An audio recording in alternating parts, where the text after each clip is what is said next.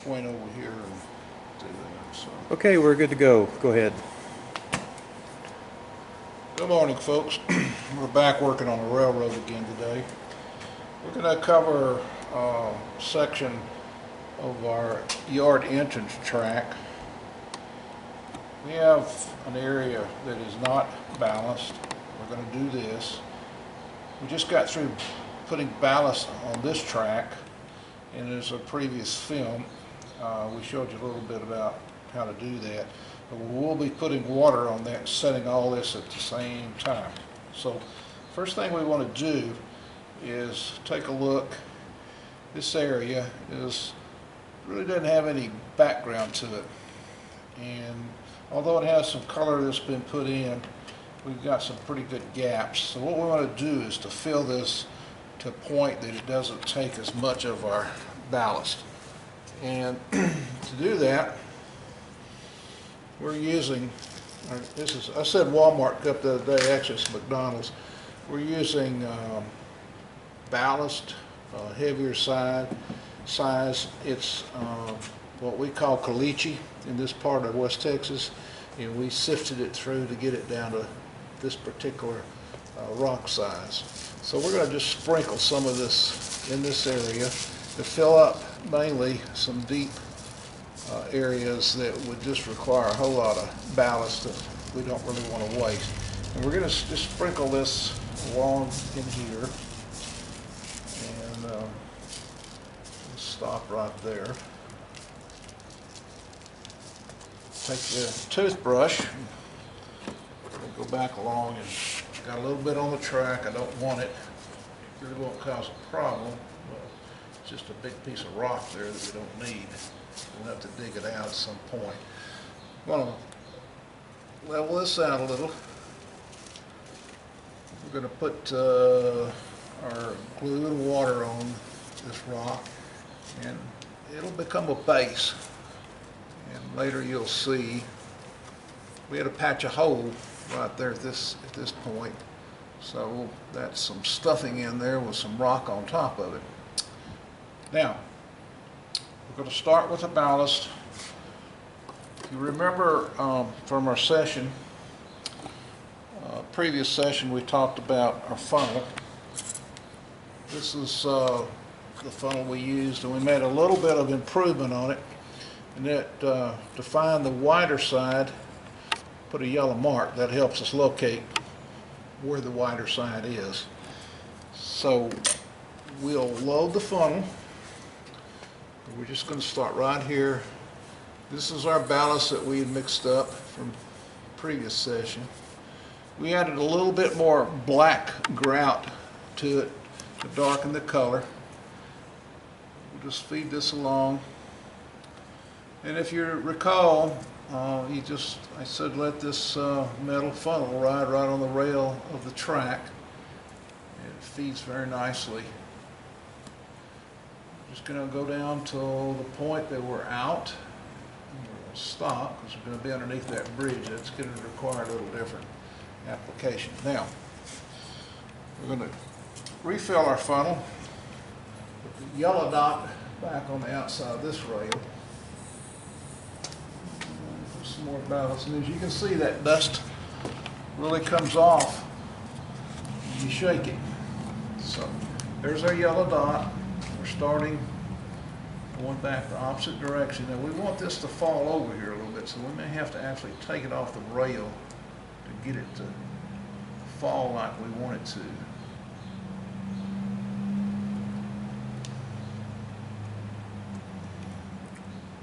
And as you can see, it takes a lot of ballast to fill up some of this area. I'm going to get back on the rail.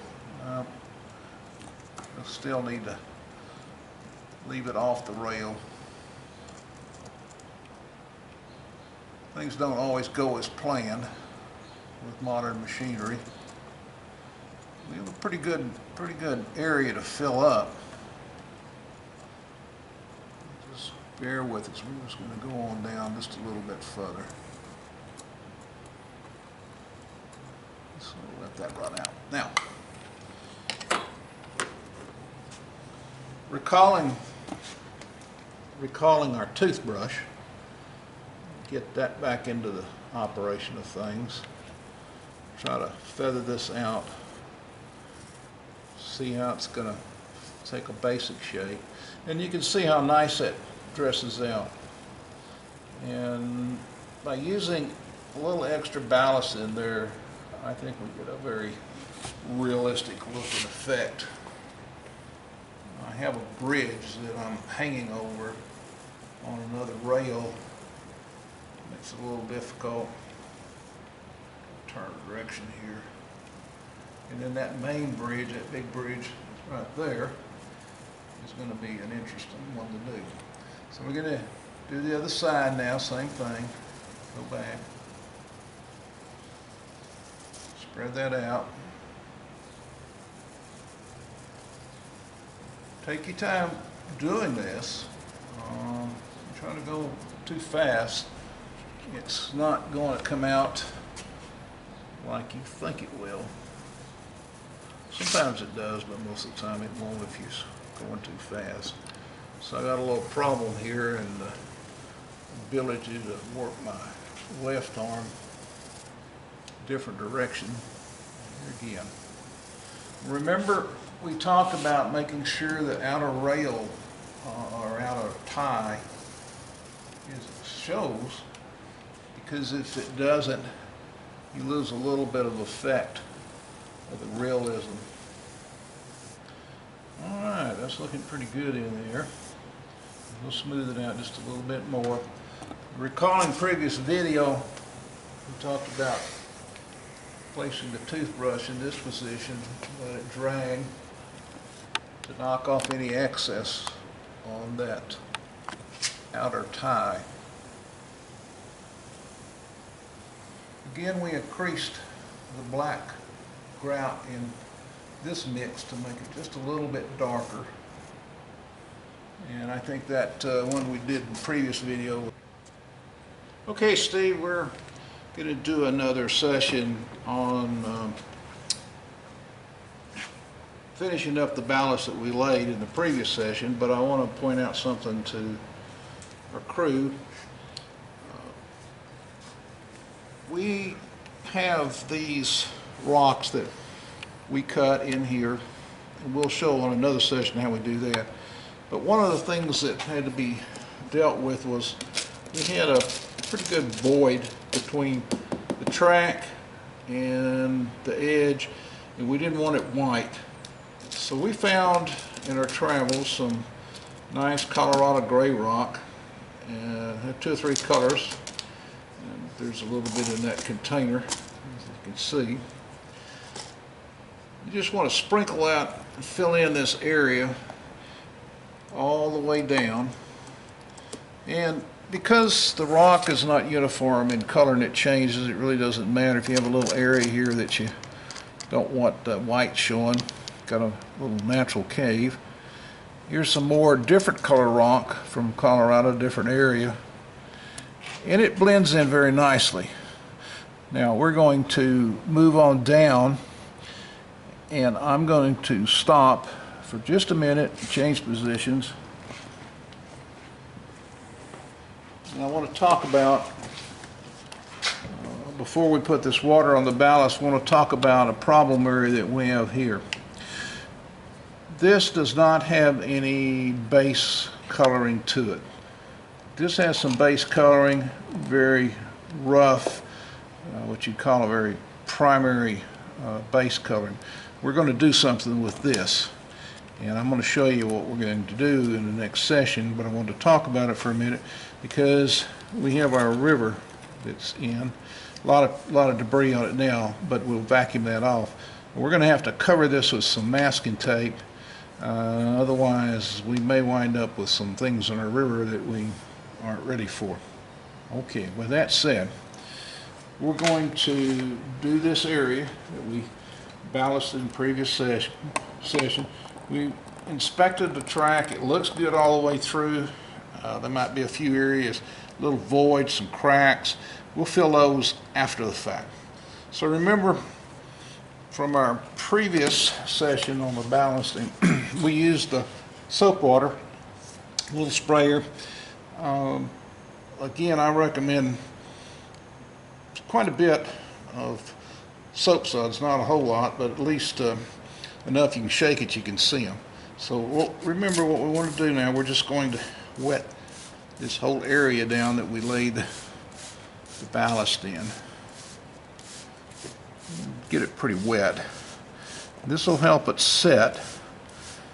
And you'll see the color of the rocks change dramatically when they get wet. So that's good one way, because you know there's some colors in there. When they dry out, they'll come back and they'll look good. A lot of times it's just dust on them. You know, wash the dust off, so you can really get a natural, brilliant color. All right, we're just going to wet this down good. We're going to go ahead and wet this caliche down. Out in Abilene, Texas, they call that bin tin, like B-I-N and tin. So we asked one time, well, why is that called bin tin? It looks like caliche. The answer was, well, it is caliche, but they keep it in bin number 10 at the gravel plant. Okay, so there's bin 10 for you. Okay, we got that fairly saturated. Looks pretty good. A little area right there I want to get. Sometimes if you got too much ballast on the rail, just go ahead and wet it a little bit more and it'll just roll right off. All right, next step, as you recall, we have to use our soap water, and I use it in a empty Elmer's glue bottle, and that's just pure soap water. Now, some folks may not want to put this much water on, and that's entirely up to the individual. Again, I told you we use the cork road bed, and everything on the plywood is all painted and sealed up.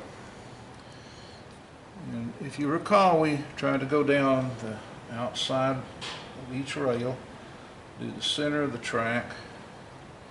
If you get too much pressure on this, it's going to wash your gravel, so I have maybe a little bit too much water pressure coming out.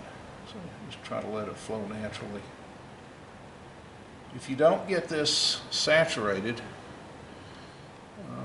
it's not going to glue. One of the things that I find with the soap water, wet water is another word for it, is that it will adhere to things and migrate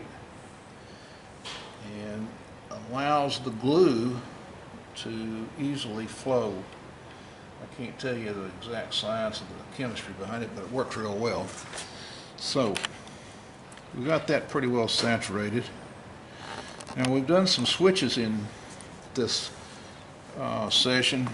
Got one switch, it's right here, and that's actuated by a tortoise machine.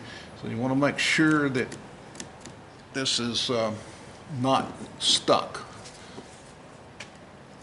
It's okay.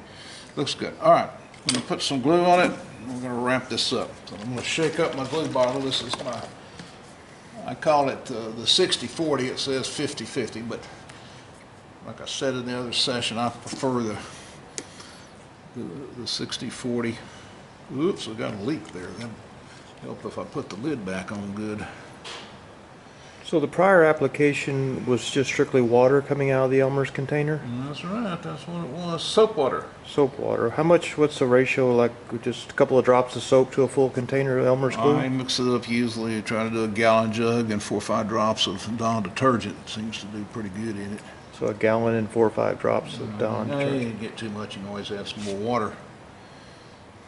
It doesn't take a lot. Some folks use a drop or two. I don't think it really matters.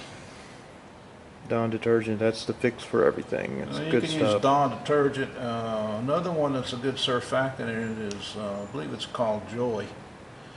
Anything that has surfactants in it, wetting agents, it'll do pretty good. Okay, that's about it. I think we've got a pretty good saturation on it. And we'll just let that dry overnight, and we'll come back and look at it. Okay, end of that session.